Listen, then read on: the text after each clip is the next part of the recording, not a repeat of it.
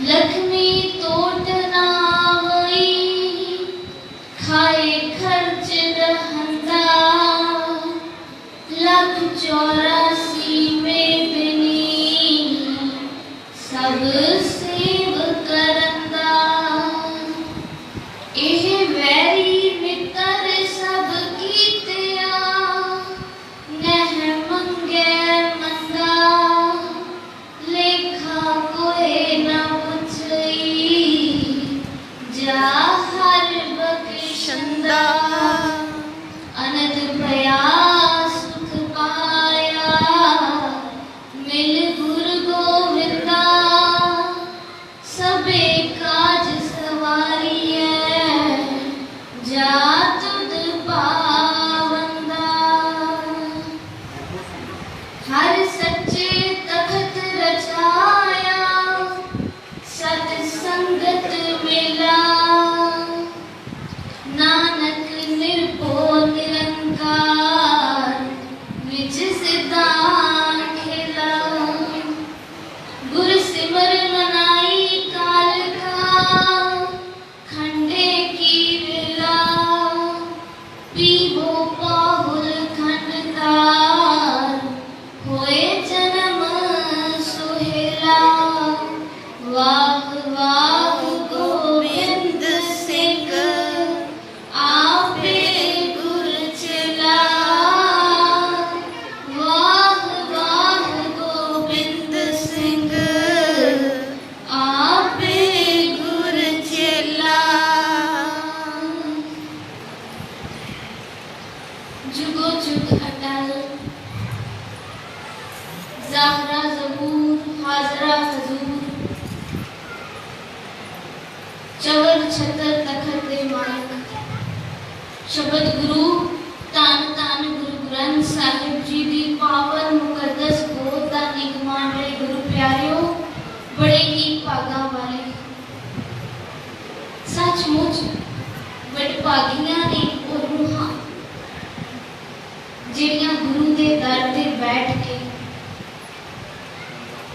गुरु दा मुबारक जस गा रहीਆਂ ने अपनी इस रसना नाल अपने कन्ना नाल उस मुबारक सिफत सलाम सुन रहीਆਂ ने सचमुच वडभागी है बंदा आखदा है कि वडभागा किस्मत वाला इंसान कौन है जिहदे कोल सब कुछ होवे दुनिया के सारे पदार्थ हों कोई कमी ना होवे जिंदगी विच असीं आखदे सुनिया ना कि वो बंदा बड़ा किस्मत वाला है सब कुछ उन्हें मिल गया पर असल किस्मत वाला असल वडभागा बंदा वो जिहड़ा गुरु दे दर ते बैठा है जिहड़ा गुरु दी गोद नूं मान रहा है इत्थे बैठ के गुरु दा जस गा रहा है वाह वाह गुर सिख रित सब करो गुर पूरे वाह वाह पावे क्योंकि उस गुरु पिता जी नूं साडी कीती होई वाह-वाही बड़ी चंगी लगदी है पाउंदी है उन्हां नूं ते जिहड़ा सिख भावना नाल मन करके अंदरों पूरे समर्पण दे नाल गा रहा है फिर उसदी जिंदगी सफल हो जाती है देखो साडी जिंदगी का मकसद यही है जितने भी सिख धर्म के सिद्धांत ने उन्हां पिछे अकीदा यही है कि गुरु का मिलाप सानू हासिल होवे गुरु की बोध सानू मिले आपां विसाखी बाबत अमृत बाबत दो दीवाना विच पिछले दोनों दीवाना च विचारा कीतियां ने विसाखी का इतिहास भी आपां साझा कीता है कि किस तरह का माहौल है किस तरह का समा है खुशियां खेड़े वाला समा वैसाखी दे ये जड़े दिन आते ने वैसाख का महीना जड़ा शुरू होता है हर पासे खुशी है पशु पंछी सारे खुश ने जिमीदार शाहूकार मजदूर वो भी सारे खुशी विच ने कि उन्होंने नवे कारजां की शुरुआत होनी है घर विच धन आएगा ते धन दे नाल बहुतात कारज साडे जड़े ने वो सवर जाते ने मन च खेड़ा है पर नाल ही गुरु साहब जी वैसाख के इस महीने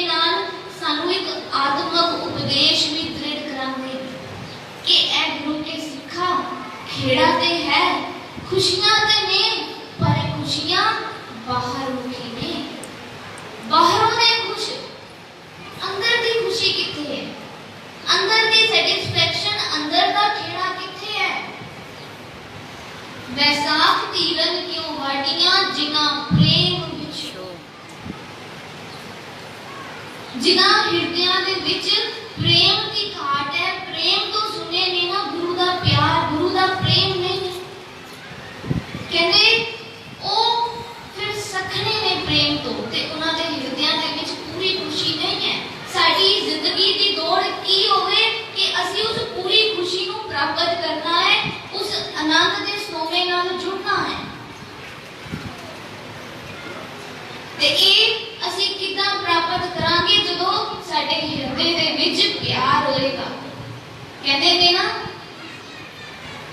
ਭਾਂਡਾ ਧੋਏ ਬੈਸ ਧੂਪ ਦੇਵੋ ਤੋ ਦੁਧੈ ਕੋ ਜਾਓ, दूध गरम फुल सुरत समायण होए निराश जमाओ, जपो करे को नामा अवर निराफल नाम। ओ ठीक है, जिनको पांडे पाओ की गल जिना शाला मार ली, सवार सी, शाला मार ली, जिना हृदयां दे विच, जिना बचाओगे। पांडियां दे विच प्यार है, फिर वही असल सवरे जाणगे, वही पांडे सोहणे लगणगे।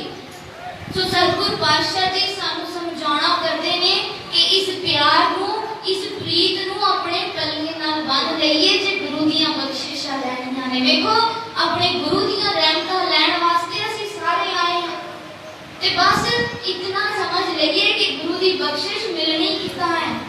इस भांडे अंदर गुरु दे लई प्यार होए, समर्पण होए, ताइयों साडी जिंदगी दी जेड़ी एक गल है बनेगी, गुरु दी बोध सानू मिलेगी।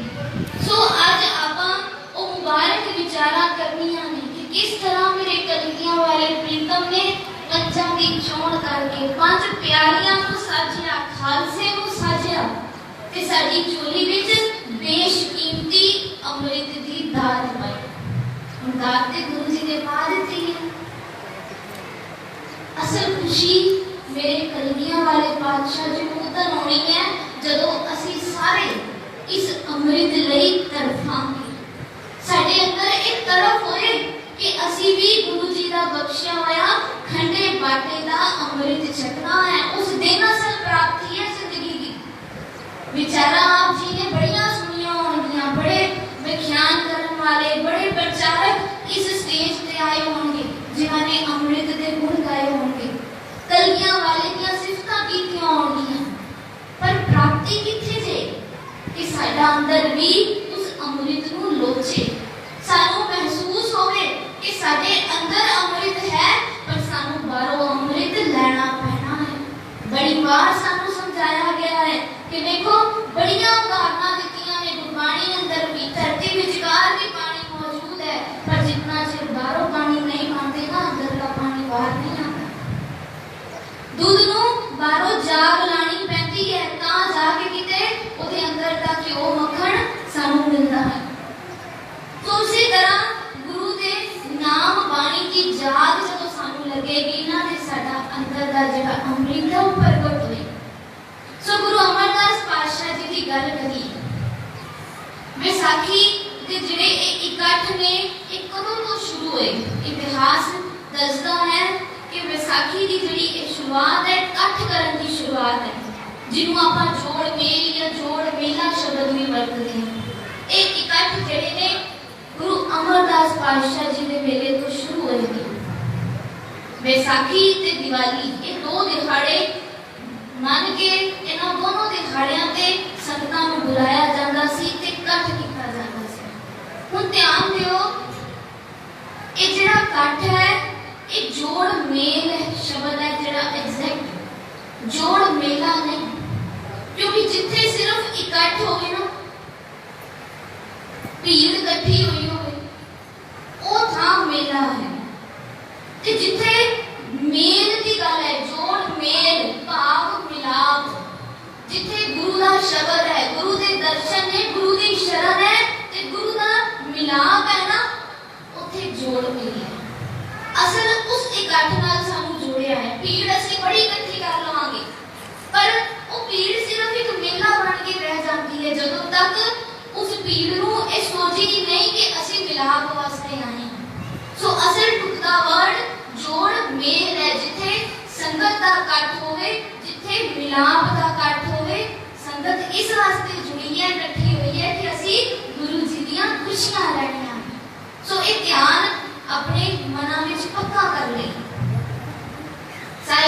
फरमाते ने ना, से संजोग करो मेरे प्यारे, जित रसना हर नाम उचारे। कहते इहो जिहा संजोग पातशाह जी, इहो जिहा मिलाप करवाओ जिथे असीं सारे रल के ना तुहाडा नाम जपीए, वाहगुरू वाहगुरू थानू धन करके आखिए। तो वो असल संजोग, असल मिलाप है। हुण आपां गल करनी है विसाखी वाले उस मुबारक दिहाड़े की। बिक्रमी संवत 1756 30 मार्च 1699 की जिहड़ी बैसाखी आई। मेरे कलगियां वाले पातशाह जी ने भी उस दिन बहुत भारी इकट्ठ किया है। सारी संगत नूं दूर नेड़ेों हुक्मनामे भेज के एकत्र किया गया है, बुलाया गया है। हुण देखो इस इकट्ठ की जिहड़ी शुरुआत है ना, जिहड़ी नींह है, वो मेरे गुरु नानक साहब तो शुरू हो चुकी है। क्योंकि जितने भी सिद्धांत ने बेशक मोर उसनूं प्रगट करन वाले अगे दी अगे गुरु नानक साहब जी दी जोतां ने, पर इन्हां नीति जिहड़ी नींह है ना, वो मेरे गुरु नानक साहब जी ने रख दित्ती है। हुण कोई भी जिहड़ी घटना वापरदी है उसदे पिछे बड़े बड़े कारण हुंदे ने, बड़ा बड़ा चिंतन हुंदा है। बड़ी सूझवान हो के उस घटना का जिहड़ा है साडे सामने पेशकारी की जाती है। हर चीज का कहने तो मुराद कारण है। हुण गुरु नानक साहब की गल करिए, वो 3 दिन वेई नदी विच गए, बाहर ना आए। ਇਹਦੇ ਪਿੱਛੇ भी बड़ा बड़ा कारण है।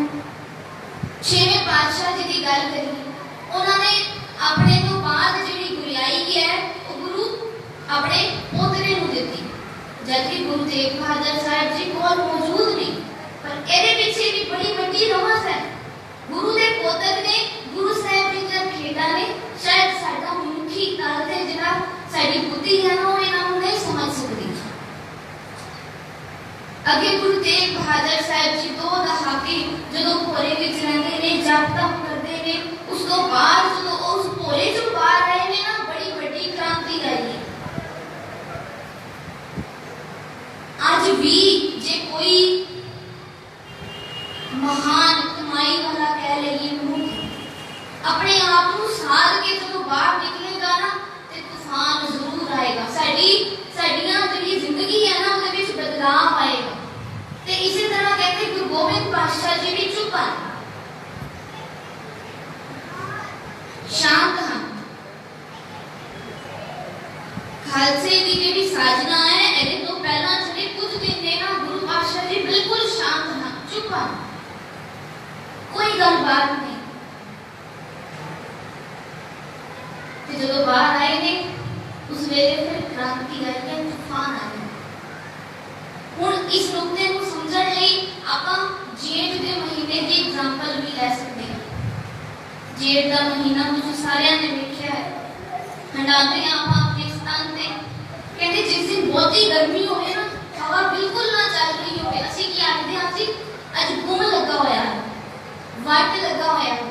ते सियाणे बजुर्ग की आखदे ने अज गुम बड़ा लगा होया है, वट लगा होया है, हनेरी तूफान या मींह जरूर आएगा, गुम लगा होया है। इसी तरह कहते जो गुरु गोबिंद पातशाह जी वर्गा अवतारी महापुरुष शांत है, चिंतन विच ने, टटोल ने, ते उन्होंने भी एक क्रांति, एक तूफान लिया। मैं फिर गल करांगे गुरु नानक पातशाह जी। जदों साहिब जी गुरु गोबिंद पातशाह जी तंबू विचों बाहर आए ने, अपनी उस चुप, अपने उस चिंतन तो बाद हाथ में उन्होंने तलवार फड़ी हुई है, शमशीर फड़ी हुई है। तो देखो गुरु नानक पातशाह जी जदों वेल लगे विचों बाहर आए ने, तो शमशान घाट में चले गए। शमशान घाट में ते गुरु साहब जी जब तंबू विचों बाहर आ रहे हैं, उन्होंने अपने हाथ विच शमशीर तलवार फड़ी हुई है। देखो रमजा इको ही नहीं, सिद्धांत इको ही चल रहा है, बस प्रगटावा जिहड़ा है उसका तरीका थोड़ा जा वखरा है। हुण गुरु नानक साहब जी भी सानू समझा रहे हैं, वो शमशान विच जाके आखदे ने कि ना कोई हिंदू ना कोई मुसलमान, जिहड़ा नारा उन्होंने लगाया। हुण शमशान उत्थे एक सिंबॉलिक है, ਉੱਥੇ ਤਲਵਾਰ ਕੱਢੀ ਕਾਹਦੇ ਵਾਸਤੇ? ਸੀਸ ਭੇਟਾ ਵਾਸਤੇ। ਭਾਵ ਮੌਤ ਹੀ ਹੈ ਨਾ, ਮਰਨਾ ਪਏਗਾ। ਤੇ ਸ਼ਮਸ਼ਾਨ ਘਾਟ ਵਿੱਚ ਕੋਈ ਇਨਸਾਨ ਕਦੋਂ ਜਾਂਦਾ ਹੈ ਜੀ? ਜੀਤੇ ਜੀਤੇ ਕੋਈ ਨਹੀਂ ਜਾ ਕੇ ਬੈਠਦਾ, ਮਰਨ ਤੋਂ ਬਾਅਦ ਹੀ ਉਸ ਸ਼ਮਸ਼ਾਨ ਵਿੱਚ ਜਾਈਦਾ ਹੈ। ਸੋ ਇੱਥੇ ਵੇਖੋ ਸਾਨੂੰ ਉਸ ਮੌਤ ਦੇ ਕਨਸੈਪਟ ਨਾਲ ਜੋੜਿਆ। ਆਪਾਂ ਪਹਿਲਾਂ ਵੀ ਦੀਵਾਨਾਂ ਵਿੱਚ ਵਿਚਾਰਿਆ ਹੈ ਕਿ ਗੁਰੂ ਦੇ ਦਰ ਤੇ ਆਉਣਾ ਭਾਵ ਆਪਣੇ ਆਪ ਨੂੰ ਮਾਰ ਕੇ ਆਉਣਾ। ਸਤਿਗੁਰ ਪਾਤਸ਼ਾਹ ਜੀ ਸਾਨੂੰ ਸਮਝਾ ਰਹੇ ਨੇ ਕਿ ਵੇਖੋ ਐਵੇਂ ਹੀ ਭੇਡ ਚਾਲ ਤੁਰੀ ਹੋਈ ਹੈ, ਅਸੀਂ ਮੌਤ ਦਾ ਡਰ ਲੈ ਕੇ ਬੈਠੇ ਹੋਏ ਹਾਂ, ਇਹਦਾ ਕੋਈ ਫਾਇਦਾ ਨਹੀਂ।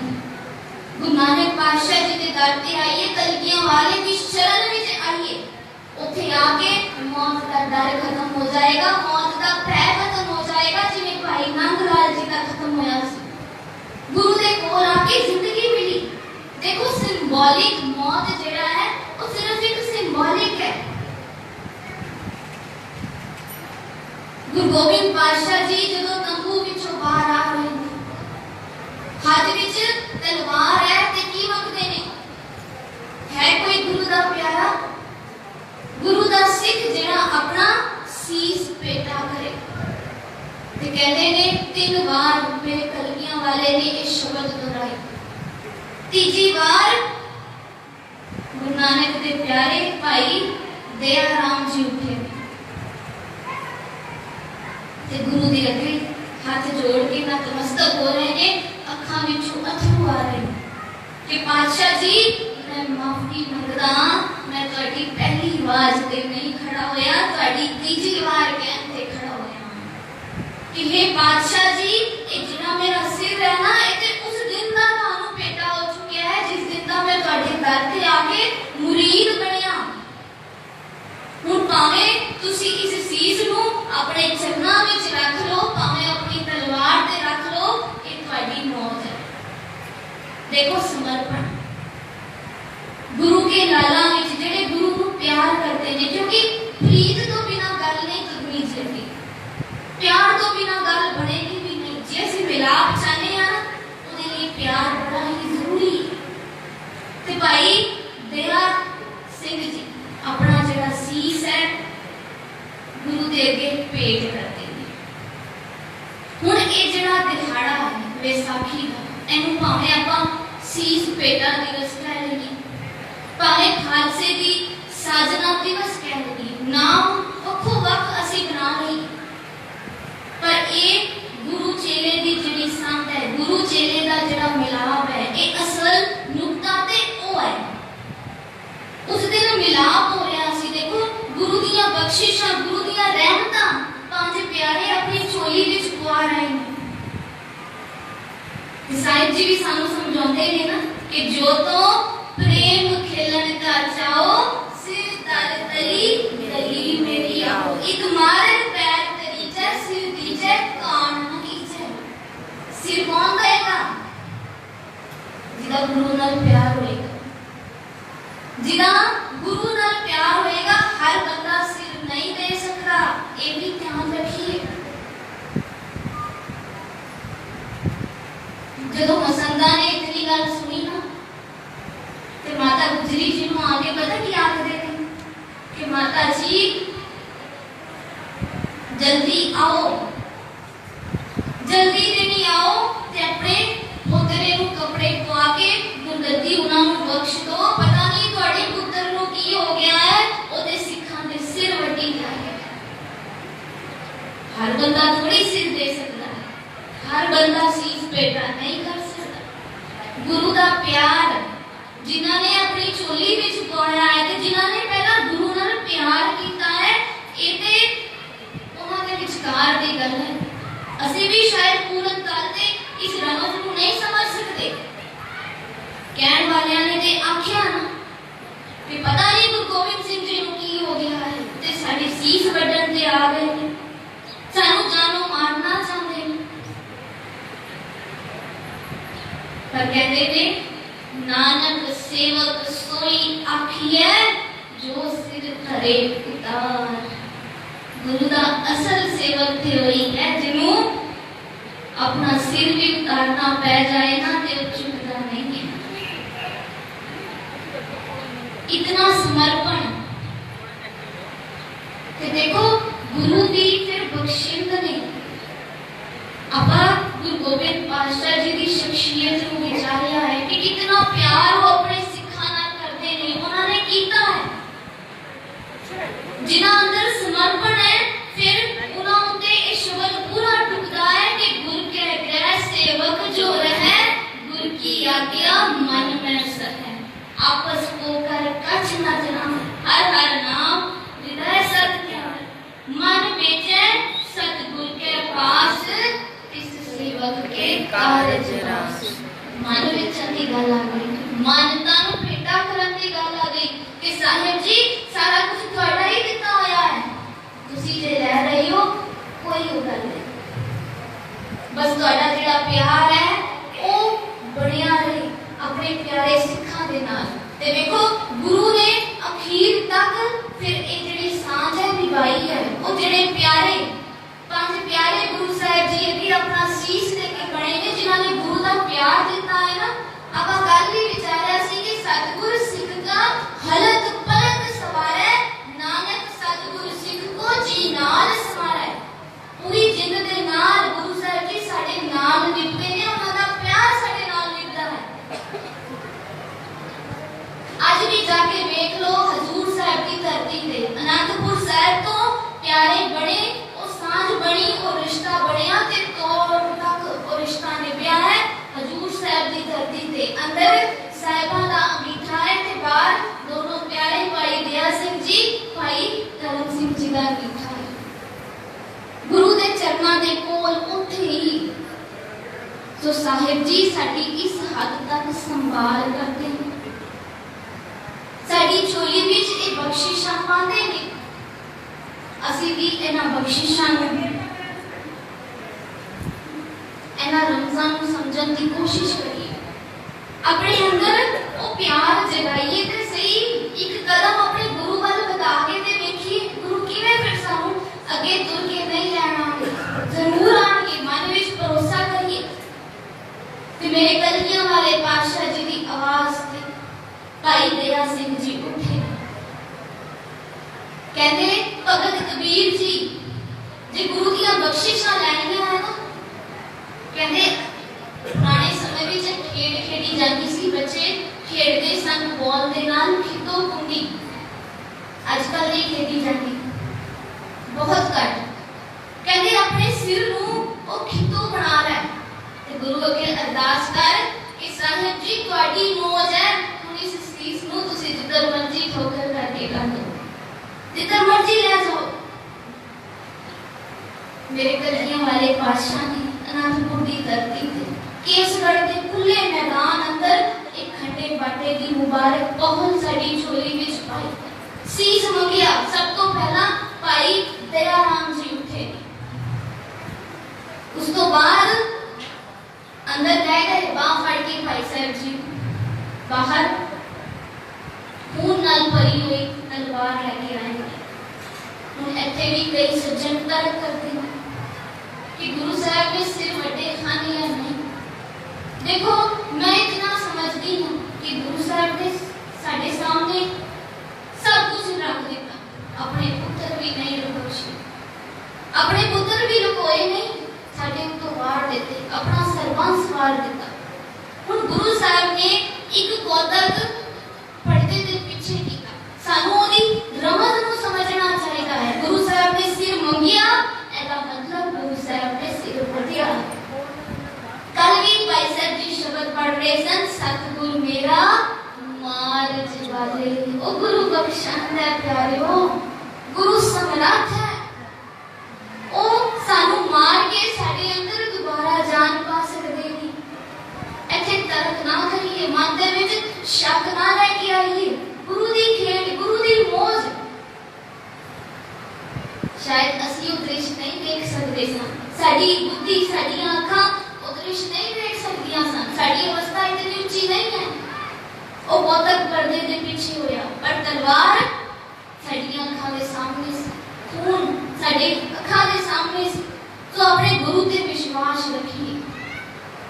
ते अगली आवाज ते ਪਹਿਲਾਂ ਭਾਈ ਦਇਆ ਸਿੰਘ ਜੀ, ਫਿਰ ਭਾਈ ਧਰਮ ਸਿੰਘ ਜੀ, ਉਸ ਤੋਂ ਬਾਅਦ ਭਾਈ ਮੋਹਕਮ ਸਿੰਘ ਜੀ, ਭਾਈ ਹਿੰਮਤ ਸਿੰਘ ਜੀ, ਭਾਈ ਸਾਹਿਬ ਸਿੰਘ ਜੀ। ਵਾਰ-ਵਾਰ ਪੰਜਾਂ ਨੇ ਆਪਣੇ ਸੀਸ ਬੇਟਾ ਕੀਤੇ। ਵੇਖੋ ਮੁਬਾਰਕ ਰੂਹਾਂ ਸਨ। ਕੱਠ ਤੇ ਬਹੁਤ ਵੱਡਾ ਸੀ, ਬੜੇ ਲੋਕ ਸਨ, ਹਜ਼ਾਰਾਂ ਦੀ ਭੀੜ ਸੀ, ਪਰ ਬਖਸ਼ਿਸ਼ ਪੰਜਾਂ ਦੀ ਝੋਲੀ ਵਿੱਚ ਪਈ ਹੈ। ਤੇ ਇੱਥੇ ਵੀ ਮੇਰੇ ਸਾਹਿਬ ਨੇ ਇੱਕ ਨਵਾਂ ਸਿਧਾਂਤ ਸਾਡੀ ਝੋਲੀ ਵਿੱਚ ਪਾਇਆ। ਇੱਕ ਸਮਾਂ ਸੀ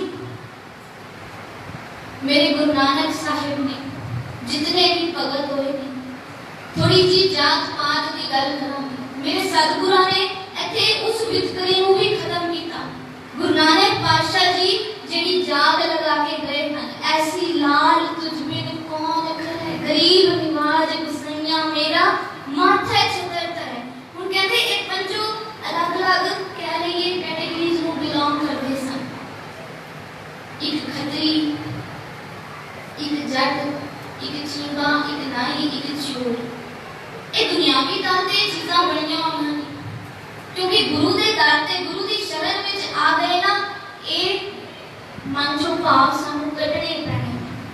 ਤੇ ਉੱਥੇ ਮੇਰੇ ਗੁਰੂ ਸਾਹਿਬ ਦੀ ਇਹੀ ਗੱਲ ਆਪਣੇ ਅੱਗੇ ਰੱਖੀਏ ਕਿ ਮਾਨਸ ਕੀ ਜਾਤ ਸਭੈ ਏਕ ਹੈ ਪਹਿਚਾਨ। ਫਿਰ ਗੱਲ ਬਣੇਗੀ, ਫਿਰ ਸਾਡੀ ਬੇਟੀ ਕਹਿ ਲਈਏ ਟਰੈਕ ਤੇ ਹੋਏਗੀ। ਤੇ ਇੱਥੇ ਵੀ ਮੇਰੇ ਗੁਰੂ ਸਾਹਿਬ ਨੇ ਸਾਨੂੰ ਇੱਕ ਬੜਾ ਹੀ ਵਧੀਆ ਸੰਦੇਸ਼ ਦਿੱਤਾ। ਉਹਨਾਂ ਪੰਜਾਂ ਨੂੰ ਇਕੱਠਾ ਕੀਤਾ, ਇੱਕੋ ਲਾਈਨ ਵਿੱਚ, ਇੱਕੋ ਕਤਾਰ ਵਿੱਚ, ਇਕੁਐਲਿਟੀ ਵਿੱਚ। ਆਪਾਂ ਵੇਖਦੇ ਹਾਂ ਕਿ ਗੁਰੂ ਨਾਨਕ ਸਾਹਿਬ ਨੇ ਜਦੋਂ ਬਾਣੀ ਦੀ ਗੱਲ ਕਰੀ, ਗੁਰੂ ਗ੍ਰੰਥ ਸਾਹਿਬ ਜੀ, ਧੰਨ ਧੰਨ ਗੁਰੂ ਗ੍ਰੰਥ ਸਾਹਿਬ ਜੀ ਵਿੱਚ ਸਭ ਦੀ ਬਾਣੀ ਹੈ। ਕਪੜਾ ਬੁਣਨ ਵਾਲੇ, ਜੁੱਤੀਆਂ ਗੰਢਣ ਵਾਲੇ, ਕੋਈ ਫਰਕ ਨਹੀਂ ਕੀਤਾ, ਬਰਾਬਰ ਆਪਣੇ ਨਾਲ ਬਿਠਾਇਆ। ਅੱਜ ਵੀ ਜੇ ਫਰਕ ਅਸੀਂ ਕਰਦੇ ਹਾਂ, ਉਹ ਫਰਕ ਸਾਡੀਆਂ ਅੱਖਾਂ ਵਿੱਚ ਹੈ। ਸਮਰਾਟ ਗੁਰੂ ਨੇ ਕੋਈ ਫਰਕ ਨਹੀਂ ਰੱਖਿਆ, ਇਸ ਫਰਕ ਨੂੰ ਖਤਮ ਕੀਤਾ ਹੈ। ਬੇਸ਼ੱਕ ਗੁਰੂ ਦੇ ਉਸ ਪਰਮਾਤਮਾ ਦੇ ਭਗਤਾਂ ਨੂੰ ਬਾਹਾਂ ਤੋਂ ਫੜ ਕੇ ਮੰਦਰਾਂ ਚੋਂ, ਗੁਰੂ ਦੇ ਦਰਾਂ ਤੋਂ ਬਾਹਰ ਕੱਢਿਆ ਗਿਆ ਸੀ, ਤੇ ਉਹਨਾਂ ਭਗਤਾਂ ਨੇ ਫਿਰ ਆਖਿਆ ਸੀ ਕਿ ਵਾਹਿਗੁਰੂ ਜੀ ਇਹ ਕਿਉਂ ਸਾਡੇ ਨਾਲ ਇਹ ਵਿਤਕਰਾ ਕਿਉਂ? ਜਾਂ ਤੇ ਆਪਣੀ ਭਗਤੀ ਨਾ ਕਰਾਂਦੇ ਜਾਂ ਫਿਰ ਐਸੇ ਪਰਿਵਾਰਾਂ 'ਚ ਜਨਮ ਨਾ ਦਿੰਦੇ। ਭਗਤਾਂ ਨੇ ਗੱਲ ਆਖੀ ਹੈ ਤੇ ਮੇਰੇ ਕਲਗੀਆਂ ਵਾਲੇ ਪਾਤਸ਼ਾਹ ਜੀ ਨੇ ਇਸ ਫਰਕ ਨੂੰ ਮਿਟਾਇਆ, ਸਾਰਿਆਂ ਨੂੰ ਇਕੱਠਾ ਕੀਤਾ। ਤੇ ਉੱਥੇ ਵੀ ਜਦੋਂ ਗੱਲ ਆਈ, ਵੱਡੀਆਂ ਉੱਚੀਆਂ ਜਾਤਾਂ ਵਾਲੇ ਆ ਕੇ ਕਹਿਣ ਲੱਗੇ ਕਿ ਸਤਿਗੁਰੂ ਜੀ ਇਹ ਤੁਸੀਂ ਕੀ ਕਰਦੇ ਪਏ? ਕਹਿੰਦੇ ਸਾਡੇ ਘਰਾਂ ਵਿੱਚ ਜਿਹੜੇ ਸਾਡੇ ਬਰਾਬਰ ਨਹੀਂ ਸਨ ਬੈਠ ਸਕਦੇ, ਸਾਡੇ ਬਰਾਬਰ ਬੈਠ ਕੇ ਜਿਹੜੇ ਰੋਟੀ ਨਹੀਂ ਸਨ ਖਾ ਸਕਦੇ, ਥੱਲੇ ਜ਼ਮੀਨ ਤੇ ਬੈਠਦੇ ਸਨ, ਤੁਸੀਂ ਉਹਨਾਂ ਨੂੰ ਸਾਨੂੰ ਸਾਰਿਆਂ ਨੂੰ ਇੱਕੋ ਬਾਟੇ ਵਿੱਚੋਂ ਆਪਣੇ ਚ ਚਕਾ ਰਹੇ। ਮੇਰੇ ਸਾਹਿਬ ਜੀ ਕਹਿੰਦੇ ਨਹੀਂ, ਬਾਟਾ ਤੇ ਇੱਕੋ ਹੀ ਰਹੇਗਾ। ਉਹਨਾਂ ਦੀ ਮੰਗ ਸੀ ਕਿ ਤੁਸੀਂ ਸਾਡਾ ਬਾਟਾ ਵੱਖਰਾ ਕਰ ਦਿਓ, ਪਰ ਸਾਹਿਬਾਂ ਨੇ ਕਿਹਾ ਨਹੀਂ। ਕਿਹੜੀ ਜਾਤ, ਕਿਹੜੇ ਵਿਤਕਰਿਆਂ ਦੇ ਵਿੱਚ ਤੁਸੀਂ ਬੈਠੇ ਹੋਏ ਹੋ? ਉਹ ਗੁਰੂ ਨੂੰ ਕਦੀ ਪੁੱਛ ਕੇ ਤੇ ਵੇਖੋ, ਸ਼ਬਦ ਗੁਰੂ ਦੇ ਹਿਰਦੇ ਵਿੱਚ ਆ ਕੇ, ਇਹਨਾਂ ਦੀ ਗੋਦ ਵਿੱਚ ਬੈਠ ਕੇ ਗੁਰੂ ਨਾਲ ਗੱਲਾਂ ਕਰੋ ਤੇ ਪਤਾ ਚੱਲੇਗਾ ਗੁਰੂ ਕਿਤਨਾ ਬਖਸ਼ਿੰਦਾ ਹੈ, ਕਿਤਨਾ ਪਿਆਰਾ ਹੈ। ਉੱਥੇ ਕੋਈ ਫਰਕ ਨਹੀਂ ਲੱਗਦਾ। ਅਸੀਂ ਕਿਉਂ ਆਪਣੀਆਂ ਅੱਖਾਂ ਵਿਚਕਾਰ, ਆਪਣੇ ਮਨਾਂ ਵਿਚਕਾਰ ਫਰਕ ਰੱਖੇ ਹੋਏ ਨੇ? ਅੱਜ ਵੀ ਬੇਸ਼ੱਕ ਅਸੀਂ ਬਹੁਤ ਐਡਵਾਂਸ ਹੋ ਚੁੱਕੇ ਹਾਂ, ਆਪਣੇ ਆਪ ਨੂੰ ਅਸੀਂ ਬਹੁਤ ਅਗਾਂਹ ਤੋਂ ਸਮਝਦੇ ਹਾਂ ਕਿ ਅਸੀਂ ਅੱਗੇ ਨਿਕਲ ਆਏ ਹਾਂ, ਪਰ ਫਿਰ ਵੀ ਜਾਤ ਬਿਰਾਦਰੀ ਦਾ ਮਾਫ ਕਰਨਾ, ਇਹ ਹੰਕਾਰ ਸਾਨੂੰ ਜ਼ਰੂਰ ਰਹਿੰਦਾ ਹੈ। ਸ਼ਾਇਦ ਅਖੀਰਲੇ ਸਾਹਾਂ ਤੱਕ ਰਹਿੰਦਾ ਹੈ ਵੀ ਅਸੀਂ ਉੱਚੀ ਜਾਤ ਦੇ ਤੇ ਛੋਟਿਆਂ ਦੇ ਨਾਲ ਅਸੀਂ ਪਾਰਸ਼ਲ ਬਿਹੇਵ ਕਰਦੇ ਹਾਂ। ਪਰ ਅਸੀਂ ਪਿਆਰਿਓ ਗੁਰੂ ਦੀਆਂ ਬਖਸ਼ਿਸ਼ਾਂ ਲੈਣੀਆਂ ਨੇ, ਆਪਣੇ ਗੁਰੂ ਦੀਆਂ ਰਹਿਮਤਾਂ ਲੈਣੀਆਂ ਨੇ। ਸੋ ਮਨਾਂ ਦੇ ਵਿੱਚ ਇਹ ਜਿਹੜੇ ਭਾਵ ਨੇ ਕੱਢਦੇ ਨੇ, ਕਿਉਂਕਿ ਇਹ ਸਾਨੂੰ ਇਹ ਭਾਵ ਗੁਰੂ ਤੋਂ ਦੂਰ ਕਰਨਗੇ। ਗੁਰੂ ਜੀ ਦੇ ਜਿਹੜੇ ਸਿਧਾਂਤ ਨੇ ਉਹਨਾਂ ਤੋਂ ਦੂਰ ਕਰਨਗੇ। ਜੇ ਅਸੀਂ ਸਿਧਾਂਤਾਂ ਤੋਂ ਦੂਰ ਹਾਂ ਤੇ ਆਪਣੇ ਗੁਰੂ ਦੇ ਨੇੜੇ ਕਿਵੇਂ ਆਵਾਂਗੇ? ਗੱਲ ਤੇ ਉਹੀ ਹੈ ਨਾ, ਫਿਰ ਜਿਹੜੇ ਮਿਲਣਾ ਚਾਹੁੰਦੇ ਨੇ ਫਿਰ ਉਹ ਗੁਰੂ ਦੇ ਦੱਸੇ ਹੋਏ ਰਾਹ ਤੇ ਤੁਰਦੇ ਨੇ। ਸੋ ਆਪਣੇ ਮਨਾਂ ਚੋਂ ਇਹ ਭਾਵ ਕੱਢ ਦਈਏ। ਜਿਹੜਾ ਉੱਚੀ ਜਾਤ ਵਾਲਾ ਬ੍ਰਾਹਮਣ ਸੀ ਉਹਨੂੰ ਆਖਿਆ ਫਿਰ ਭਗਤ ਕਬੀਰ ਜੀ ਕਿ ਜੋ ਤੂੰ ਬ੍ਰਾਹਮਣ ਬ੍ਰਾਹਮਣੀ ਜਾਇਆ ਆਣ ਬਾਟ ਕਾਇ ਨਹੀਂ ਆਇਆ। ਫਿਰ ਕਹਿੰਦੇ ਤੂੰ ਕੋਈ ਹੋਰ ਰਸਤੇ ਜੋ ਆਣਾ ਸੀ, ਜੇ ਤੂੰ ਆਪਣੇ ਆਪ ਨੂੰ ਇਤਨਾ ਹੀ ਉੱਚਾ ਸਭ ਤੋਂ ਉੱਚਾ ਸੁੱਚਾ ਮੰਨਦਾ ਹੈ ਫਿਰ ਕਿਸੇ ਹੋਰ ਰਸਤੇ ਤੋਂ ਆਣਾ। ਜਿਹੜੇ ਰਸਤੇ ਤੋਂ ਸ਼ੂਦਰ ਆ ਰਹੇ ਨੇ, ਹੋਰ ਲੋਕ ਆ ਰਹੇ ਨੇ, ਤੂੰ ਵੀ ਉਸੇ ਰਸਤੇ ਵਿੱਚੋਂ ਹੀ ਆ ਰਿਹਾ ਹੈ ਨਾ। ਫਿਰ ਹੰਕਾਰ ਕਿਹੜੀ ਗੱਲ ਦਾ, ਮਾਣ ਕਿਹੜੀ ਗੱਲ ਦਾ। ਸੋ ਮੇਰੇ ਸਾਹਿਬ ਨੇ ਕਹਿਣ ਤੋਂ ਮੁਰਾਦ ਸਾਡੀ ਝੋਲੀ ਵਿੱਚ ਇਹ ਸਿਧਾਂਤ ਵੀ ਪਾਇਆ ਹੈ। ਇਹਦੀ ਨੀਂਹ ਗੁਰੂ ਨਾਨਕ ਸਾਹਿਬ ਦੇ ਵੇਲੇ ਰੱਖ ਦਿੱਤੀ ਗਈ। ਸੋ ਸਤਿਗੁਰੂ ਪਾਤਸ਼ਾਹ ਜੀ ਨੇ ਬੇਅੰਤ ਰਹਿਮਤਾਂ ਸਾਡੀ ਝੋਲੀ ਵਿੱਚ ਪਾਈਆਂ, ਨਿਰੰਤਰ ਪਾਈ ਜਾ ਰਹੀ ਹੈ। ਤੇ ਪੰਜਾਂ ਦੀ ਚੋਣ ਕਰਕੇ ਜਦੋਂ ਉਹਨਾਂ ਨੂੰ ਅੰਮ੍ਰਿਤ ਛਕਾਉਂਦੇ ਨੇ, ਇੱਥੇ ਵੀ ਦੇਖੋ ਮੇਰੇ ਸਾਹਿਬ ਨੇ ਉਹਨਾਂ ਨੂੰ ਸਾਹਿਬੀ ਬਖਸ਼ੀ। ਸਾਹਿਬੀ ਇੱਕ ਉੱਚਾ ਦਰਜਾ, ਇੱਕ ਜਿਹਨੂੰ ਕਹਿ ਰਹੀਏ ਬਾਦਸ਼ਾਹਿਤ ਬਖਸ਼ੀ। ਇਹ ਪੰਜਾਂ ਦੇ ਜਿਹੜੇ ਨਾਮ ਨੇ ਇਹਨਾਂ ਨੂੰ ਵਿਚਾਰੀਏ ਜਰਾ। ਭਾਈ ਦਇਆ ਸਿੰਘ ਜੀ, ਸਭ ਤੋਂ ਪਹਿਲਾਂ ਦਇਆ ਆਈ। ਭਾਈ ਧਰਮ ਸਿੰਘ ਜੀ, ਹੁਣ ਜੇ ਧਰਮ ਦੀ ਗੱਲ ਕਰੀਏ, ਦਇਆ ਤੋਂ ਬਿਨਾਂ ਧਰਮ ਨਹੀਂ ਚੱਲਦਾ ਜੀ। ਜਿਸ ਧਰਮ ਵਿੱਚ ਦਇਆ ਨਹੀਂ, ਉਹ ਧਰਮ ਸਿਰਫ ਜ਼ੁਲਮ ਕਰਨ ਵਾਲਾ ਰਹਿ ਜਾਂਦਾ ਹੈ। ਜਿਸ ਧਰਮ ਵਿੱਚ ਤਰਸ ਨਹੀਂ ਹੈ, ਤਰਸ ਨਹੀਂ ਸੀ, ਤਾਂ ਹੀ ਇਹ ਵਿਤਕਰਿਆਂ ਵਿੱਚ ਲੱਗੇ ਹੋਏ ਜ਼ੁਲਮ ਕੀਤਾ, ਧੱਕੇ ਨਾਲ ਧਰਮ ਤਬਦੀਲ ਕਰਵਾਈ, ਕਿਉਂਕਿ ਧਰਮਾਂ ਵਿੱਚੋਂ ਦਇਆ ਖਤਮ ਹੋ ਗਈ ਸੀ। ਤੇ ਸਤਿਗੁਰੂ ਜੀ ਕਹਿੰਦੇ ਜਿਹੜਾ ਇਹ ਧਰਮ ਹੈ ਇਹਦੇ ਵਿੱਚ ਸਭ ਤੋਂ ਪਹਿਲਾਂ ਦਇਆ ਕੰਮ ਕਰੇ, ਉਸ ਤੋਂ ਬਾਅਦ ਧਰਮ। ਫਿਰ ਹੁਣ ਧਰਮ ਦਾ ਜਿਹੜਾ ਪ੍ਰਚਾਰ ਹੈ ਉਹ ਵੀ ਪੂਰੇ ਹੌਸਲੇ ਪੂਰੀ ਹਿੰਮਤ ਨਾਲ ਕੀਤਾ ਜਾਂਦਾ ਹੈ ਜੀ। ਫਿਰ ਉਸ ਤੋਂ ਬਾਅਦ ਹਿੰਮਤ ਲਾਜ਼ਮੀ ਹੈ, ਹਿੰਮਤ ਜ਼ਰੂਰੀ ਹੈ। ਹਿੰਮਤ ਤੋਂ ਬਾਅਦ ਆਏ ਜੀ ਮੋਕਮ, ਭਾਵ ਦ੍ਰਿੜ ਇਰਾਦਾ, ਦ੍ਰਿੜ ਨਿਸ਼ਚਾ ਹੋਵੇ ਆਪਣੇ ਉਸ ਧਰਮ ਨੂੰ, ਉਸ ਦਇਆ ਨੂੰ ਪੱਕਾ ਕਰਕੇ ਰੱਖਣ ਦਾ। ਤੇ ਉਸ ਤੋਂ ਬਾਅਦ ਮੇਰੇ ਸਾਹਿਬ ਜੀ ਆਖਦੇ ਨੇ ਕਿ ਤੁਹਾਨੂੰ ਸਾਹਿਬੀ ਮਿਲੇਗੀ, ਤੁਹਾਨੂੰ ਬਾਦਸ਼ਾਹਿਤ ਮਿਲੇਗੀ। ਸੋ ਸਤਿਗੁਰ ਪਾਤਸ਼ਾਹ ਜੀ ਨੇ ਇਹ ਬਖਸ਼ਿਸ਼ਾਂ ਉਹਨਾਂ ਪੰਜਾਂ ਦੀ ਝੋਲੀ ਵਿੱਚ ਪਾਈਆਂ। ਜਦੋਂ ਅੰਮ੍ਰਿਤ ਛਕਾਉਂਦੇ ਨੇ ਬਾਟੇ ਦੇ ਵਿੱਚ ਪਤਾਸੇ ਪਾਏ ਮਾਤਾ ਜੀਤੋ ਜੀ ਨੇ, ਪੰਜ ਬਾਣੀਆਂ ਦਾ ਪਾਠ ਕਰਕੇ ਮੇਰੇ ਸਾਹਿਬਾਂ ਨੇ ਇੱਕ ਇੱਕ ਉਸ ਬਾਣੀ ਨੂੰ ਅੰਮ੍ਰਿਤ ਬਣਾ ਦਿੱਤਾ। ਉਸ ਅੰਮ੍ਰਿਤ ਨੂੰ ਜਦੋਂ ਛਕਾਇਆ ਗਿਆ, ਕਹਿੰਦੇ ਨੇ ਪੰਜ ਛਿੱਟੇ ਜਿਹੜੇ ਨੇ ਉਹ ਨੇਤਰਾਂ ਵਿੱਚ ਪਾਏ ਗਏ, ਪੰਜ ਛਕਾਏ ਤੇ ਪੰਜ ਕੇਸਾਂ ਵਿੱਚ ਗਗਨ ਦਮਾਮੇ ਵਿੱਚ ਪਾਏ। ਤੇ ਜਦੋਂ ਪੰਜ ਵਾਰੀ ਤਿੰਨੋਂ ਵਾਰ ਛਕਾਏ ਗਏ, ਅੱਖਾਂ ਵਿੱਚ ਪਾਏ ਤੇ ਕੇਸਾਂ ਵਿੱਚ ਪਾਏ, ਇਹ ਸ਼ਬਦ ਆਖੇ ਕਿ ਬੋਲ ਵਾਹਿਗੁਰੂ ਜੀ ਕਾ ਖਾਲਸਾ ਵਾਹਿਗੁਰੂ ਜੀ ਕੀ ਫਤਿਹ। ਬੋਲ ਵਾਹਿਗੁਰੂ ਜੀ ਕਾ ਖਾਲਸਾ ਵਾਹਿਗੁਰੂ ਜੀ ਕੀ ਫਤਿਹ। ਉਸ ਵਾਹਿਗੁਰੂ ਪਿਤਾ ਜੀ ਨਾਲ ਜੁੜੇ ਕਿ ਵੇਖ ਪੰਜ ਬਾਣੀਆਂ ਪੜ੍ਹ ਕੇ ਇਸ ਬਾਣੀ ਨੂੰ ਅੰਮ੍ਰਿਤ ਬਣਾ ਦਿੱਤਾ ਹੈ। ਮੇਰੇ ਕਲਗੀਆਂ ਵਾਲੇ ਪਾਤਸ਼ਾਹ ਜੀ ਨੇ ਕਹਿਣ ਲੱਗੇ ਐ ਸਿੱਖਾ ਤੇਰੀ ਜ਼ਿੰਦਗੀ ਅੰਮ੍ਰਿਤ ਉਦੋਂ ਬਣੇਗੀ, ਅੰਮ੍ਰਿਤਧਾਰੀ ਉਦੋਂ ਬਣੇਗੀ ਜਦੋਂ ਰੋਜ਼ ਨੇਮ ਨਾਲ ਤੂੰ ਇਹਨਾਂ ਪੰਜ ਬਾਣੀਆਂ ਦਾ ਅਭਿਆਸ ਕਰੇਗਾ। ਵੇਖੋ ਅੱਖਾਂ ਵਿੱਚ ਪਾਏ, ਹੁਣ ਅੱਖਾਂ ਵਿੱਚ ਪਾਏ ਇੱਥੇ ਵੀ ਇੱਕ ਸਾਇੰਟਿਫਿਕ ਲੌਜਿਕ ਹੈ। ਕਹਿੰਦੇ ਨੇ ਕਿ 83% ਜਿਹੜੀ ਗੰਦਗੀ ਹੈ ਨਾ ਸਾਡੇ ਅੰਦਰ, ਉਹ ਸਾਡੀਆਂ ਅੱਖਾਂ ਦੇ ਨਾਲ ਜਾਂਦੀ ਹੈ। ਸਾਡੀਆਂ ਅੱਖਾਂ ਰਾਹੀਂ ਅਸੀਂ ਬਹੁਤ ਹੀ ਸੰਸਾਰ ਦੀ ਗੰਦਗੀ ਆਪਣੇ ਅੰਦਰ ਲੈ ਕੇ ਜਾਂਦੇ ਹਾਂ। ਤੇ ਮੇਰੇ ਪਾਤਸ਼ਾਹ ਜੀ ਨੇ ਸਾਡੇ ਉਹ ਨੇਤਰ ਵੀ ਪਵਿੱਤਰ ਕਰ ਦਿੱਤੇ, ਸਾਡੇ ਕੇਸਾਂ ਵਿੱਚ ਪਾਏ, ਸਾਨੂੰ ਛਕਾਇਆ, ਪੰਜ ਨਿਸ਼ਾਨੀਆਂ ਸਾਨੂੰ ਬਖਸ਼ੀਆਂ ਨੇ, ਪੰਜ ਕਕਾਰ ਸਾਨੂੰ ਬਖਸ਼ੇ। ਤੇ ਭਾਈ ਕਾਨ ਸਿੰਘ ਜੀ ਨਾਭਾ ਗੁਰਮਤਿ ਮਾਰਤੰਡ ਵਿੱਚ ਇਹ ਅੰਕਿਤ ਕਰਦੇ ਨੇ ਸ਼ਬਦ ਕਿ ਇਹ ਜਿਹੜੇ ਪੰਜ ਕਕਾਰ ਨੇ ਨਾ, ਇਹ ਪੰਜ ਨਿਸ਼ਾਨੀਆਂ ਨੇ। ਕੀ ਆਖਦੇ ਨੇ ਉਹ? ਨਿਸ਼ਾਨੇ ਸਿੱਖੀ ਪੰਜ ਹਰਫ ਅਸਤ ਕਾਫ, ਹਰਗਿਜ਼ ਨਾ ਬਾਸ਼ਦ ਕੀ ਪੰਜ ਮਾਫ। ਕਹਿੰਦੇ ਸਿੱਖੀ ਦੀਆਂ, ਸਿੱਖ ਧਰਮ ਦੀਆਂ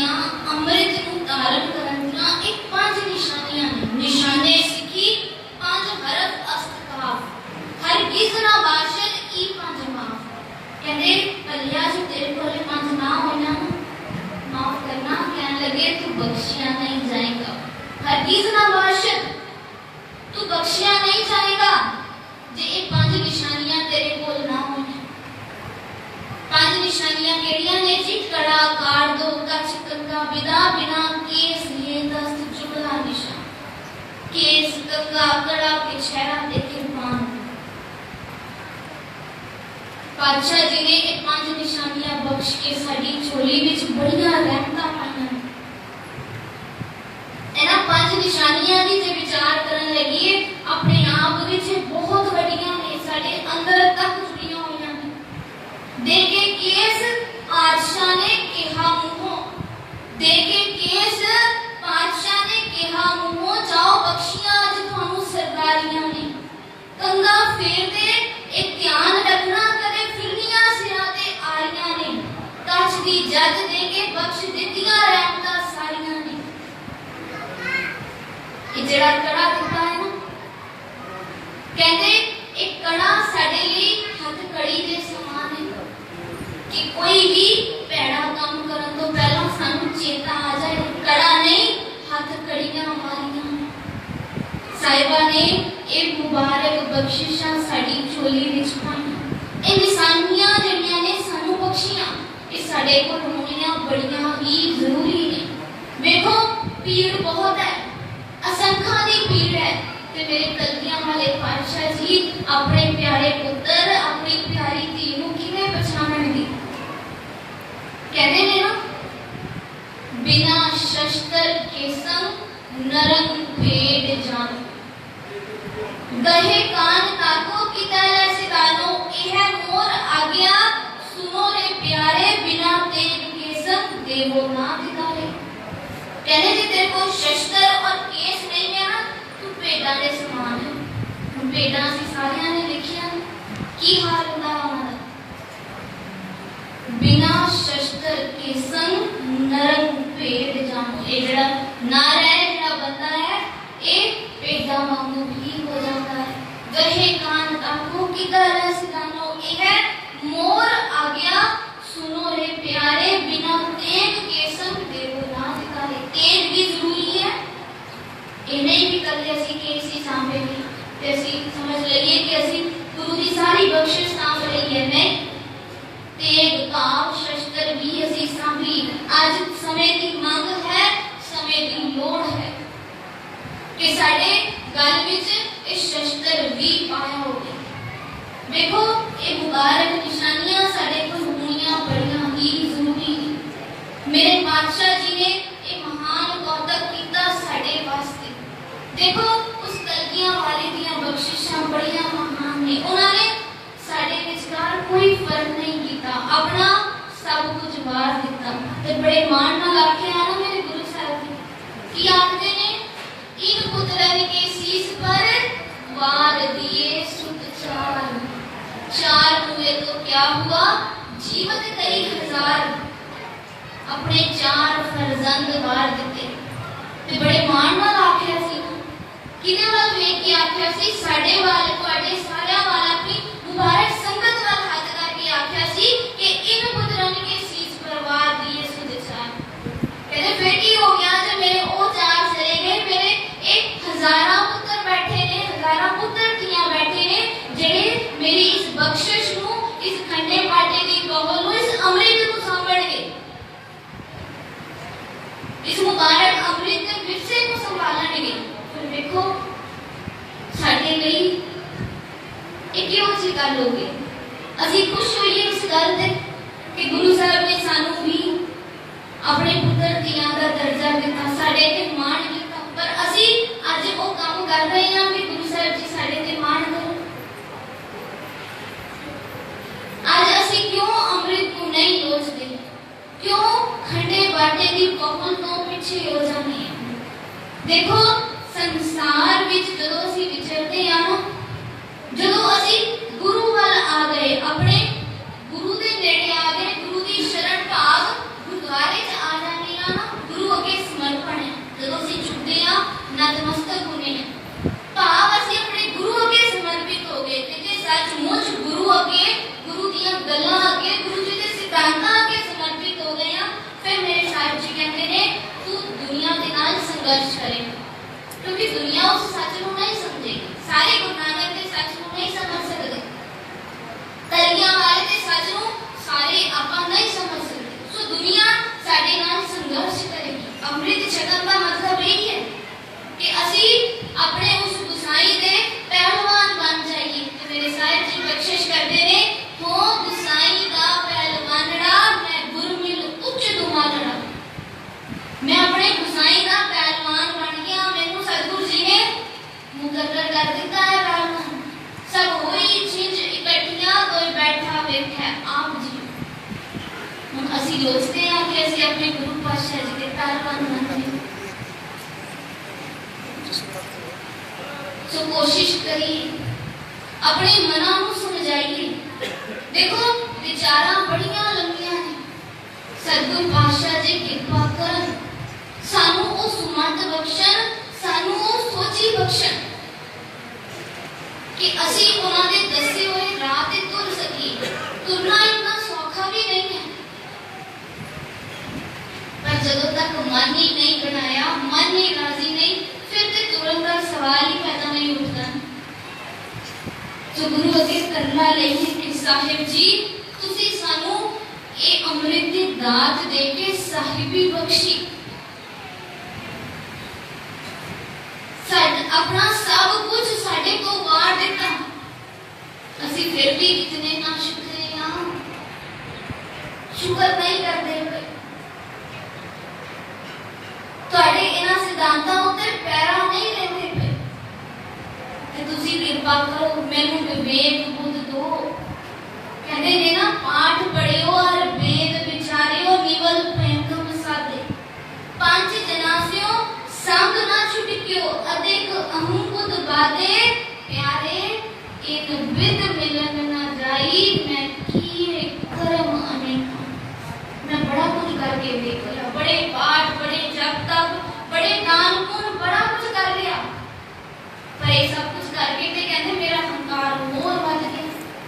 मैं सारा कुछ किया किसके वास्ते सी कि मेरा मन नीवा हो जाए, मेरे अंदर निम्रता आ जाए, मेरे अंदर शांति आ जाए, मेरे सैटिस्फैक्शन मिले, संतुष्टि मिले।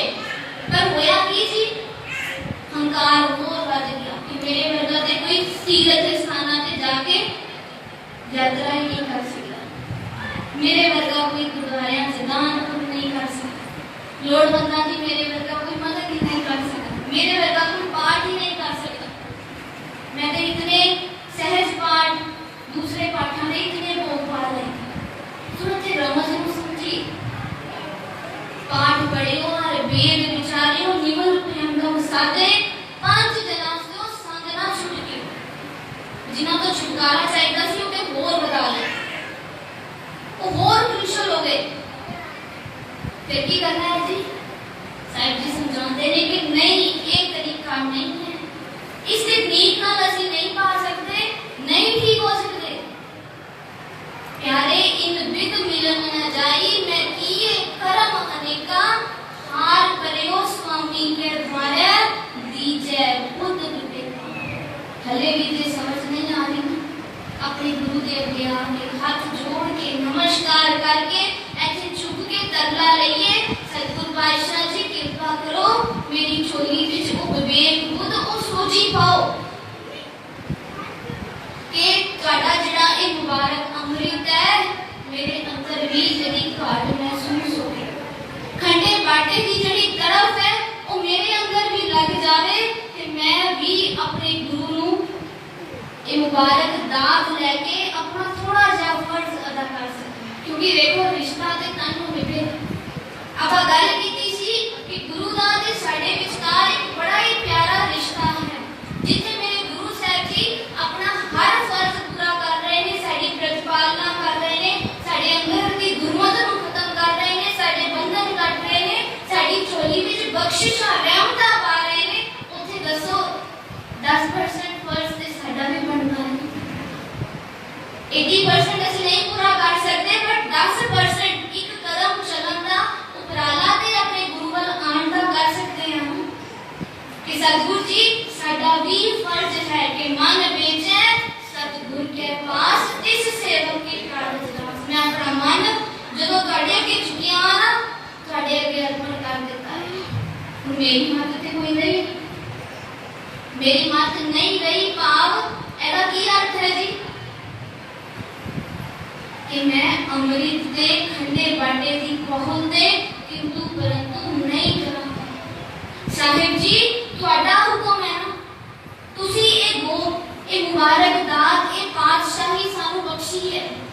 ਜਦੋਂ ਉੱਚੀਆਂ ਜਾਤਾਂ ਵਾਲਿਆਂ ਨੇ ਆਖਿਆ ਸੀ ਕਿ ਸਿਰਫ ਅੰਮ੍ਰਿਤ ਤੁਸੀਂ ਸਾਡੇ ਵਾਸਤੇ ਰਾਖਵਾਂ ਰੱਖ ਦਿਓ, ਰਿਜ਼ਰਵ, ਜਿਵੇਂ ਅੱਜ ਕੱਲ੍ਹ ਰਿਜ਼ਰਵੇਸ਼ਨ ਚੱਲਦੀ ਹੈ ਨਾ, ਕੁਝ ਜਿਹੜੇ ਰਾਈਟਸ ਨੇ ਉਹ ਰਿਜ਼ਰਵ ਕਰ ਦਿੱਤੇ ਗਏ, ਕੁਝ ਸਹੂਲਤਾਂ ਰਿਜ਼ਰਵ ਕਰ ਦਿੱਤੀਆਂ ਗਈਆਂ। ਕਹਿੰਦੇ ਤੁਸੀਂ ਅੰਮ੍ਰਿਤ ਸਾਡੇ ਲਈ ਰਿਜ਼ਰਵ ਕਰ ਦਿਓ। ਸਾਹਿਬ ਜੀ ਕਹਿੰਦੇ ਨਹੀਂ, ये मेरे हर बच्चे नहीं है, कोई बड़ा नहीं कोई छोटा नहीं, इनते गैर पंडित उपजाऊं, कथा करन की रीत चलाऊं, इन्हीं को सरदार बनाऊं, चिड़ियों से मैं बाज बनाऊं, तबे गोविंद सिंह नाम कहा। मेरे पातशाह जी ने बोल सन, देखो ये बख्शिशां गुरु साहब ने साडी झोली विच पाईयां है।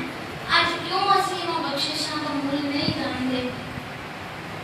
मुबारक हीरे साडी झोली विच पाए पर असी कौड़ियां दे भार ही समझी जांदे।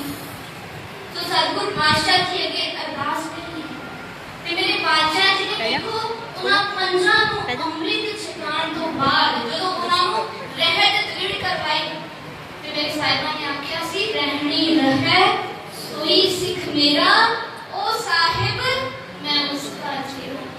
देखो कितनी बड़ी बात। कोई गुरु आजकल के टाइम में ਅਸੀਂ ਵੇਖਦੇ ਹਾਂ ਜਿਹੜਾ ਇੱਕ ਗੁਰੂ ਹੈ, ਇੱਕ ਵੱਡਾ ਬੰਦਾ ਹੈ, ਉਹ ਗੁਰੂ ਹੀ ਹੈ। ਉਹਦੇ ਚੇਲੇ ਬੈਠੇ ਨੇ ਉਹਦੇ ਕੋਲ, ਪਰ ਕਦੀ ਉਹ ਆਪਣੇ ਚੇਲਿਆਂ ਦੇ ਬਰਾਬਰ ਨਹੀਂ ਬੈਠਦਾ ਜਾਂ ਆਪਣੇ ਚੇਲਿਆਂ ਨੂੰ ਆਪਣੇ ਨਾਲ ਬਰਾਬਰ ਨਹੀਂ ਬਿਠਾਉਂਦਾ। ਇੱਕ ਫਰਕ, ਇੱਕ ਲੈਵਲ ਹੈ, ਪਰ ਮੇਰੇ ਗੁਰੂ ਜੀ ਨੇ ਉਹ ਲੈਵਲ ਨਹੀਂ ਖਤਮ ਕਰ ਦਿੱਤਾ। ਉਹ ਆਪ ਉਹਨਾਂ ਦੇ ਅੱਗੇ ਹੋ ਕੇ ਹੱਥ ਜੋੜ ਕੇ ਇਹ ਬੇਨਤੀ ਕਰਦੇ ਨੇ। देखो ये कौतक भी जिहड़ा अज मेरे कलगियां वाले साहिब जी वरतांदे पए ने, आपां आखदे हां वाह वाह गोबिंद सिंह आपे गुरचेला।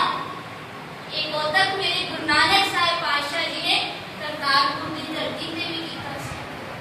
जदों भाई लैणा जी नूं गुरु अंगद देव जी नूं गुरियाई दित्ती सी ते उत्थे भी मत्था टेकिया सी ना मेरे साहिबां उस गद्दी ते विराजमान करके। ते मेरे आज कलगियां वाले पातशाह जी भी हाथ जोड़ के आखते हैं खालसा गुरु गुरु खालसा करूं मैं अब, खालसा गुरु गुरु खालसा करूं मैं अब, जैसे गुरु नानक जी अंगद को कीनियो। शंक ना करी जाए सावधान हो लीजिए, अमृत छकाओ मोहे जैसे तुम लीजिए। जिवें ਤੁਹਾਨੂੰ अमृत छकाया है, खंडे बाटे दी पहुल बख्शी है, तुसी भी मेरी झोली विच एक दात पाओ।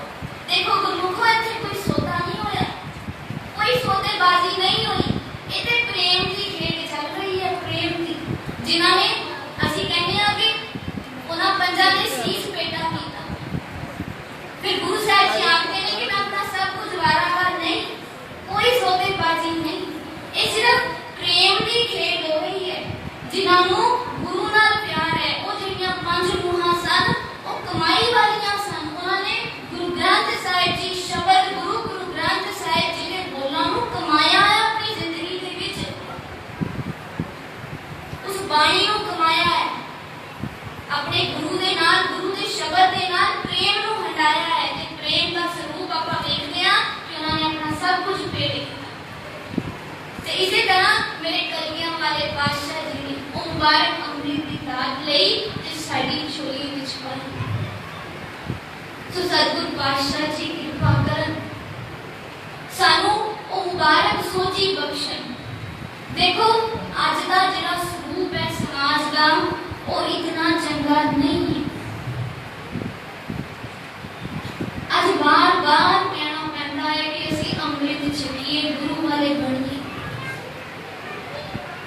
क्यों कहना पै रहा है? असी क्यों सिक्खी तो दूर हो गए, साडे बच्चे क्यों दूर हो गए? किसी अदीब ने बड़ा सोहना लिखा है, आखदा है कलगीधर दे लाडले सूरबीरा ओ किथे गई सोहनी शान तेरी। कलगीधर दे लाडले सूरबीरा ओ किथे गई सोहनी शान तेरी।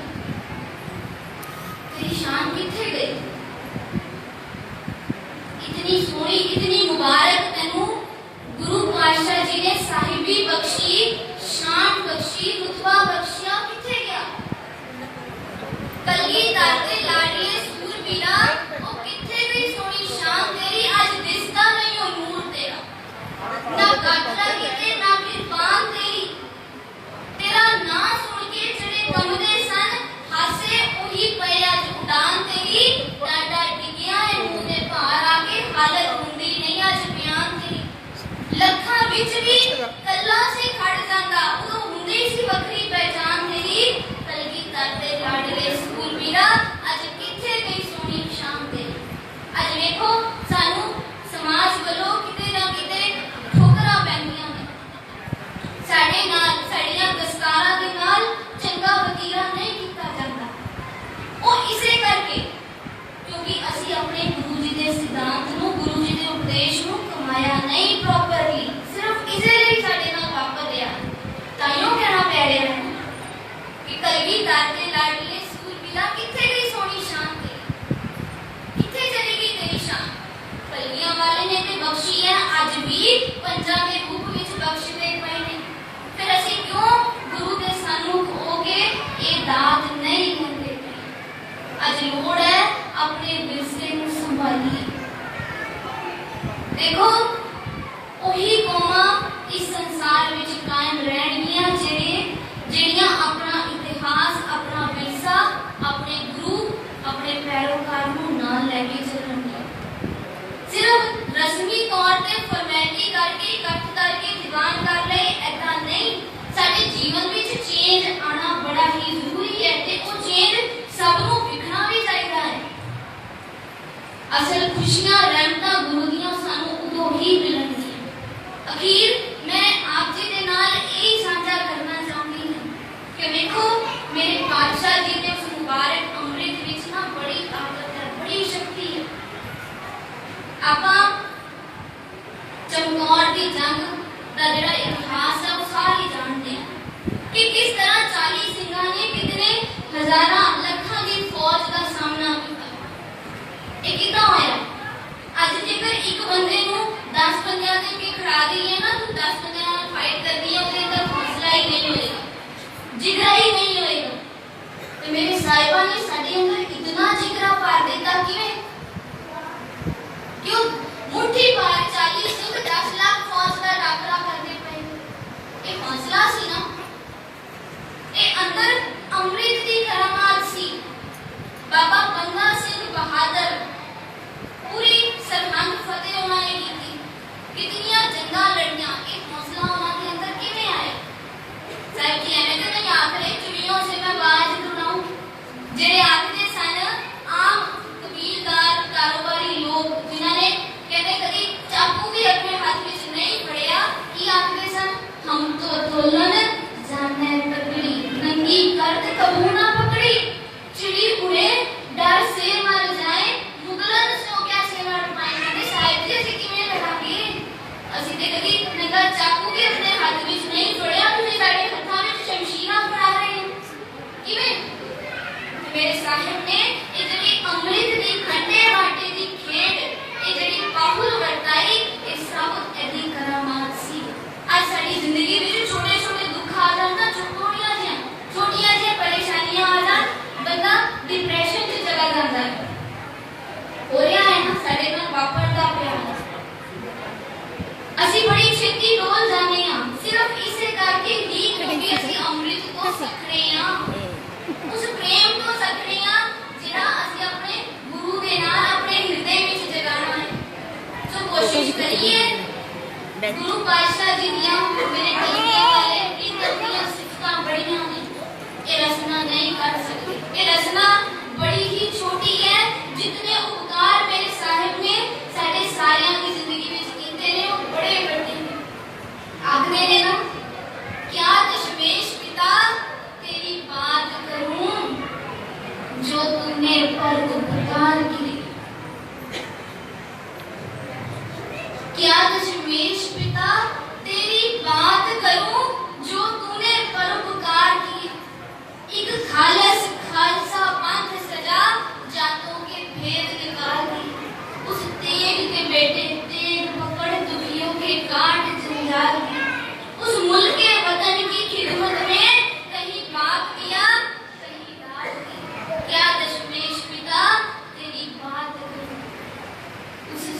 मालिक उस वाहिगुरू जी ने कलगियां वाले पिता जी ने बड़े उपकार बड़िया रहमतां ने अज असीं कोशिश करिए कि सतगुरु जी के दर ते उन्हां दी शरण विच जेकर बैठे आ इस अमृत तो खंडे बाटे दी बहुल तो सतवे ना हो जाइए।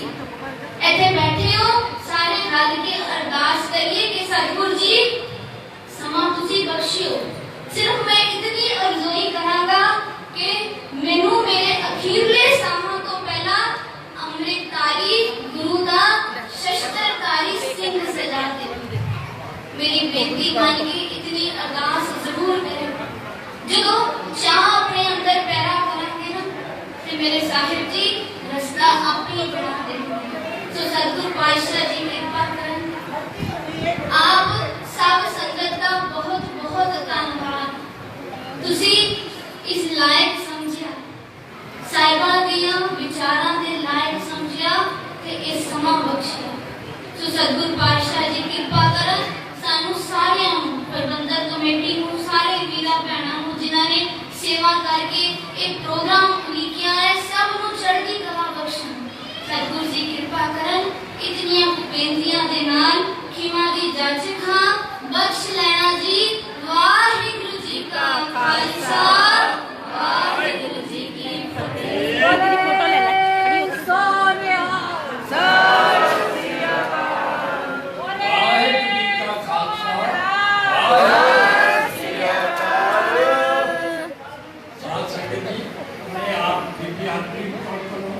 हरप्रीत कर बड़ा फखर है कि सिख कौम के अंदर ਇਹੋ ਜਿਹੀਆਂ ਬੱਚੀਆਂ ਜਿਹੜੇ ਸਿੱਖ ਇਤਿਹਾਸ ਦੇ ਉੱਤੇ इतने माहर हैं कि जो हर चीज हर कौम की वो कथावाचक कर रहे हैं। ये नहीं कि सिख इतिहास ही रोशनी पा रहे हैं। उन्होंने कबीरदास और भी कई ਇਹੋ ਜਿਹੇ ਭਗਤ ਹੋਏ ਹਨ ਜਿਨ੍ਹਾਂ ਦੇ ਉੱਤੇ काफी रोशनी पाई है। मैं उस कभी पातशाह जी दे अगे ਇਹੋ बेनती कर रहा कि इस बच्चे को और शक्ति बख्शना और ताकत बख्शना तो ये कथा वाचन सिख इतिहास में रोशनी पाते हैं। वाहिगुरू जी का खालसा वाहिगुरू जी की फतेह। हुण 5-7 मिनट के तुसीं जानते हो कि असीं बड़ी दूरों ये रागी बुलाया है ਜਿਹੜੇ कि 10 मिनट वास्ते वो अपने कीर्तन द्वारा संस्था में हाल करेंगे। ਕਿਹੜੇ ਰੱਖੀ 10 ਮਿੰਟ उस तो बाद साडे भाई ਉਹ ਬੱਚੇ गुरमीत सिंह जी जो कि आप हरी पार्टी और जानते हो उन्होंने कीर्तन द्वारा आप जी को अपने कीर्तन द्वारा निहाल करेंगे। सो संगत के बाद बेनती करता है